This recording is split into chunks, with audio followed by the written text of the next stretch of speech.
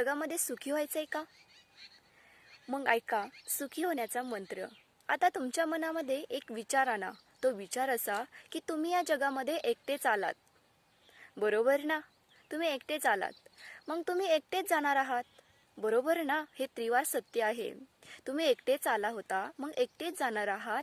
मग मधल्या या प्रवासामध्ये तुम्हाला जे प्रवासी भेटले ते काही वर्षांसाठी भेटले, काही महिन्यांसाठी भेटले, काही दिवसांसाठी भेटले. मग या प्रवाशांकडून अपेक्षा कशासाठी? तुम्ही म्हणाल मी त्यांचं करतो म्हणून अपेक्षा. बरोबर आहे तुमचं, तुम्ही त्यांचं करता. पण आपण एखाद्या अनोळखी व्यक्तीला मदत करतोच ना. मग त्यांच्याकडून काही अपेक्षा धरतो का? नाही ना. मग यांच्याकडून तरी कशाला अपेक्षा धरायची? सोडून द्या जी काही अपेक्षा आहे तुमची त्यांच्याकडून. मग बघा तुम्हीच व्हाल या जगातील सुखी व्यक्ती.